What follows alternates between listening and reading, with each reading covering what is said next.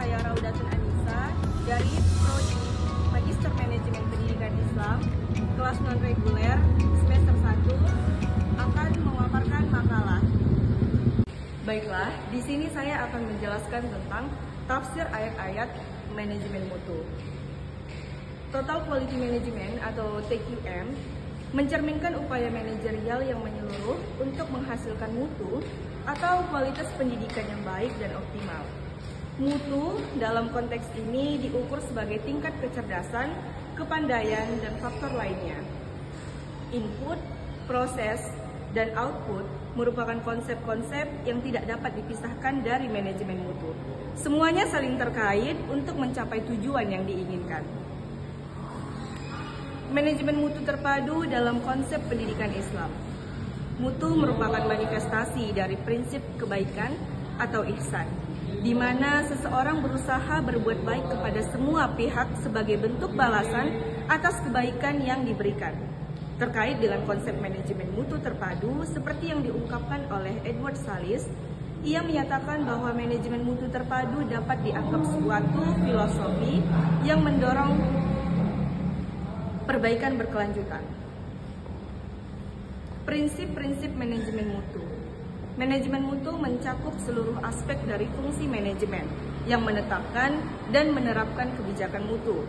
Terdapat 7 elemen kunci untuk berhasil dalam meningkatkan kinerja berbasis mutu, yang juga diuraikan dalam konteks pendidikan Islam dengan merujuk pada Quran dan Sunnah. Sebagaimana dijelaskan dalam standar ISO 9001-2015, terdapat 7 prinsip manajemen mutu, yakni sebagai berikut. Yang pertama, fokus pelanggan. Prinsip ini menekankan pentingnya memberikan prioritas tinggi pada kepuasan pelanggan dan memenuhi harapan mereka dengan baik. Yang kedua, kepemimpinan. Kepemimpinan memiliki peran penting dalam menetapkan arah dan tujuan yang jelas. Yang ketiga, keterlibatan sumber daya manusia. Untuk mencapai mutu pendidikan Islam yang optimal, semua individu yang terlibat dalam lingkungan pendidikan tersebut perlu berpartisipasi secara maksimal, sesuai dengan tugas dan tanggung jawab masing-masing. Selanjutnya ada pendekatan proses. Diperlukan pendekatan proses yang sejalan dengan konsep pendidikan Islam. Mencapai proses berkualitas dimulai dengan pemahaman bahwa usaha menuju kualitas tidak bisa dilakukan dengan santai. Diperlukan dengan kesungguhan. Yang kelima, peningkatan secara terus-menerus. Konsep ini menekankan bahwa setiap orang harus terus-menerus meningkatkan kualitas pribadi di kehidupannya dari waktu ke waktu. Dalam filsafat mutu, kita mengandung prinsip bahwa setiap proses harus diperbaiki dan disempurnakan secara berkelanjutan untuk mencapai tingkat kualitas yang diinginkan. Selanjutnya, yang keenam, pengambilan keputusan berdasarkan data dan fakta. Keputusan yang efektif memerlukan dasar analisis data dan informasi.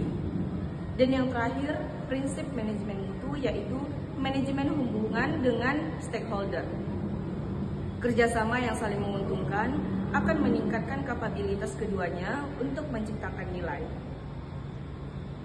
Tafsir ayat tentang manajemen mutu.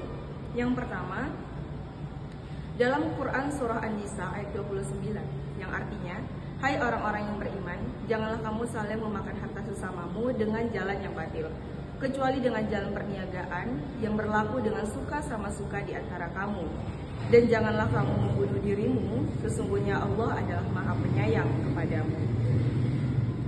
Menurut tafsir Jalalain, jalan yang haram menurut agama seperti riba dan kasab, menurut suatu qiraat dengan baris di atas, sedangkan maksudnya adalah hendaklah harta tersebut harta perniagaan yang berlaku berdasarkan kerelaan hati masing-masing.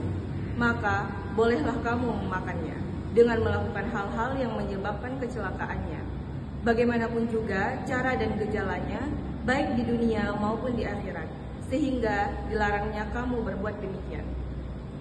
Dalam konteks manajemen mutu, institusi harus meyakinkan, harus memastikan bahwa setiap interaksi dengan stakeholder seperti siswa, orang tua, guru, dan masyarakat didasarkan pada prinsip-prinsip etika dan keadilan.